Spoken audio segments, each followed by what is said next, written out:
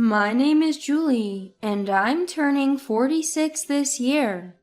My husband Alex is also 46, and our daughter Megan is 16. You'd think a 16-year-old would be past her rebellious phase, enjoying high school, engrossed in romance, clubs, and studies.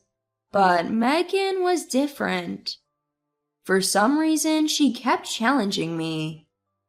As a mother, I'd often caution her when she wore short skirts or outfits that emphasized her cleavage, especially for a high schooler. You know, dressing like that will only attract the wrong kind of attention. There's nothing good about it. Or, this is the age when you look your best just being yourself. Why make yourself look cheap? You can wear those outfits when you're older. I tell her just common sense advice. Megan is beautiful and had good grades up until middle school. But lately, it seems she's made some questionable friends. However, talking sense into her was challenging. At first, she'd brush me off with a, yeah. But gradually, she started to retort, "You're always nagging." Apparently, she believes that by flaunting herself, she's becoming more attracted to boys, and I'm just being a nuisance. They're not attracted to you, they're just seeing you as easy prey.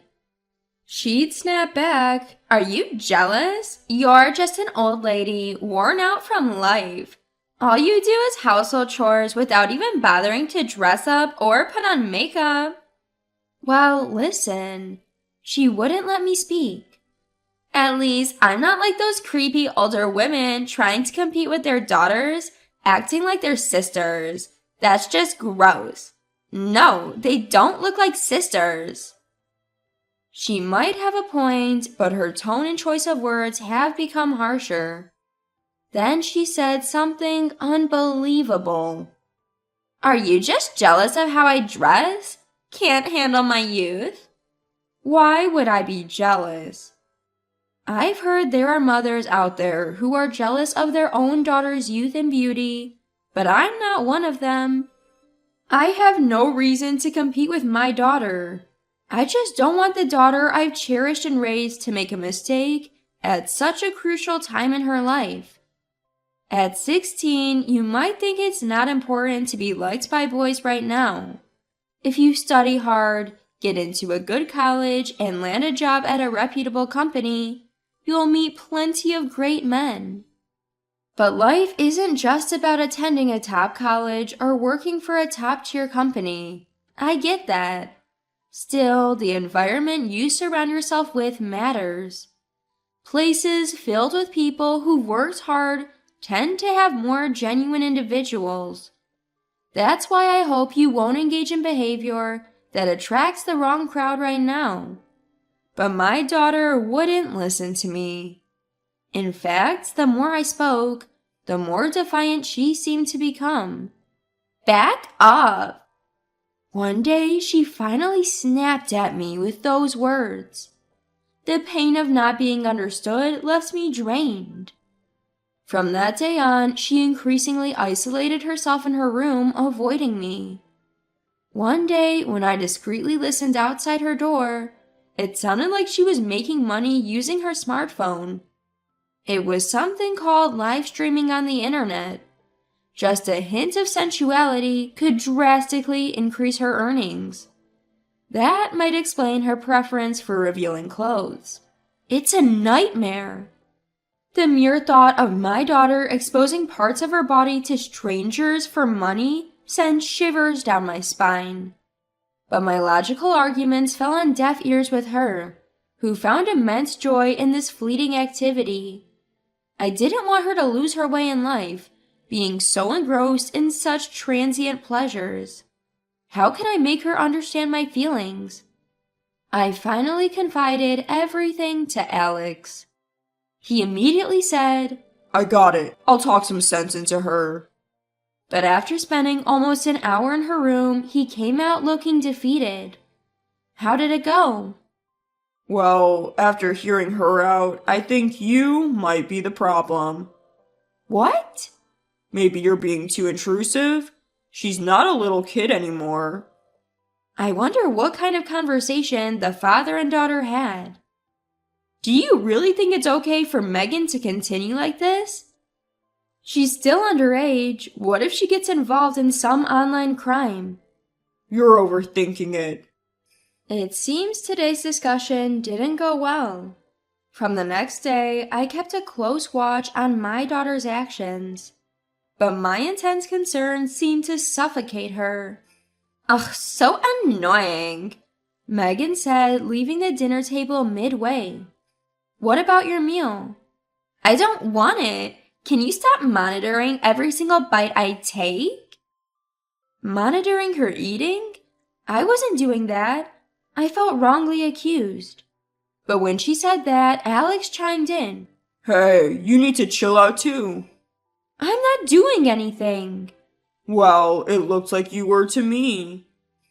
Alex wasn't picking sides. He just wanted to lighten the tense atmosphere at home. He figured it'd be quicker to convince me, his wife, than our teenage daughter. Times have changed. She's a modern kid. Let her be. Yes, I understand. The more you nag her about studying or dressing properly, the more counterproductive it becomes. Alex finally said, It's exhausting to come home from work to a tense household. You're the parent and the adult. Pick your battles. Okay. That night I cried. All the emotions and efforts I put into raising Megan. From the next day, she'd skip breakfast saying, I don't need it, and leave. In the morning, a faint scent of perfume lingered at the front door. Wearing perfume to school? Just a year ago, she was such a regular, diligent girl. It's hard to believe. And then, one night, the police called. Hello, is this the residence of Megan Smith? Yes, Megan is our daughter. What's the matter? Could you please come to the Back Bay police station? I nearly dropped the phone, my voice shaking. What happened? Is my daughter okay? Please don't worry. She's not involved in any crime. However... Yes?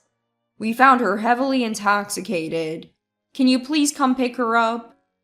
It turned out Megan was caught by the police while she and a group of friends were graffitiing a convenience store wall. I rushed to the police station. There, Megan sat glaring in a chair. She had changed into a miniskirt and camisole at some point. Though she came home without resistance, Alex was understandably furious with her that night. What were you thinking? Megan retorted, It's because Mom's always nagging. I don't want to come home. She blamed me for her actions, and as if being taken in by the police wasn't enough, she began to act out even more, making it seem to Alex like she was the victim. Mom, did you go through my room again? I would never do that. Liar, my clothes were moved around. Stop it, it's creepy. This was how our breakfast conversation started. For Alex, morning arguments before work were the last thing he needed. Eventually, he slapped me across the face. Enough! Stop being so controlling with Megan. Don't you see? The more you push her, the more she feels cornered. He said, making me out to be the villain. Megan seized the moment. Exactly! You're annoying, overbearing, and creepy. I don't need a mom like you. Just leave. Or maybe I should leave? She threatened. Hearing this, Alex tried to calm Megan. Settle down. Then to me, You need to leave for a while. Go to your parents' house and cool off. Fine, I'll leave. At my breaking point, I confessed. There's something I need to tell you, Megan. I'm not your real mother. I had planned to keep this secret until she was older, but I felt the need to reveal everything now. Megan, for a moment, looked defiant, but I continued. You're not my biological child. You were abandoned by your birth mother and were in an orphanage when you were a baby. My husband and I, unable to have children, adopted her as an infant and raised her with all our love.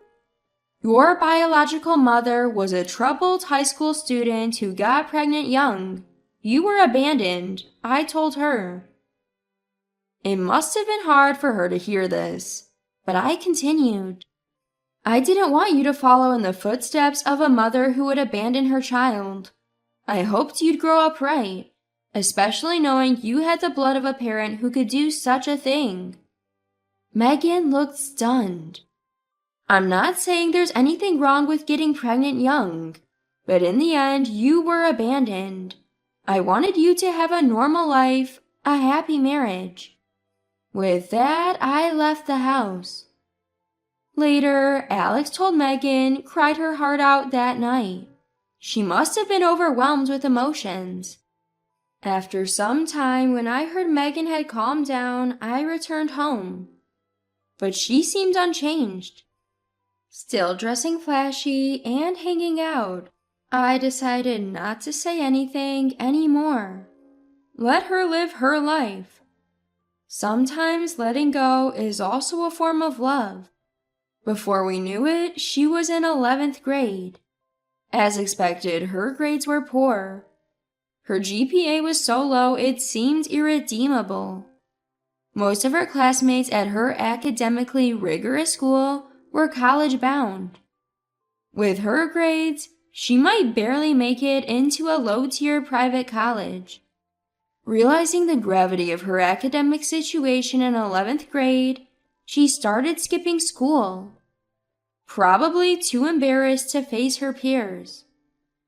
Eventually, she ended up working on a production line at a local factory after high school. But the local bad boy she used to hang out with still tempted her into mischief. It was a vicious cycle she couldn't escape. At work, she was known as the girl with the worst grades and behavior from that prestigious school. She struggled to fit in. Then one day, screenshots from a live stream she did as a prank with her then boyfriend surfaced on an online forum. The post read, SMH, live stream from high school grad Megan, LOL. Even using her real name. Worse, it was one of those notorious internet forums where posts can't be removed without legal action and a hefty fee. Even if we paid to remove it, it could just be reposted endlessly. This is the digital tattoo. The shock of finding this, combined with her existing work stress, was the last straw for Megan's fragile mental state. She fell into depression. She couldn't work anymore, got fired, and became socially isolated. Day after day, she'd cry, regretting her actions, saying she didn't want to live anymore. I bit back the urge to say, I told you so.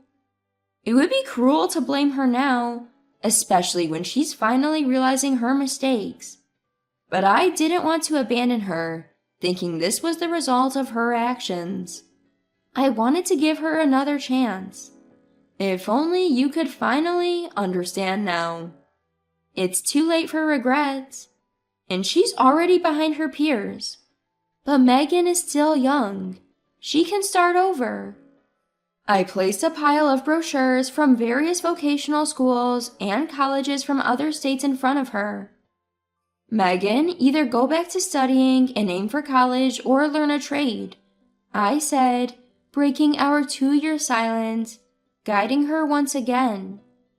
I had left her alone, hoping she'd realize her mistake someday. And finally she did. Megan said, Mom, I'm sorry. I replied, I always believed you'd understand one day, and gently stroked her hair. Her shiny, silky hair seemed to symbolize her still vibrant life and potential. Can I really start over? Of course. Okay. She looked at me with uncertain eyes. So I told her without a doubt, after all, you're my daughter. She burst into tears, saying, Mom, I was so stupid. I can't stand it like this. Yes, so you'll work hard. That night, I convinced Alex to fully support Megan's recovery. He apologized for prioritizing work over our daughter and blaming me for her behavior. I'm sorry. He felt helpless and ashamed as a father, seeing her grades plummet. But I said, that's in the past. Let's support Megan in whatever choice she makes from now on. Alex nodded. After some time, Megan decided she wanted to attend nursing school.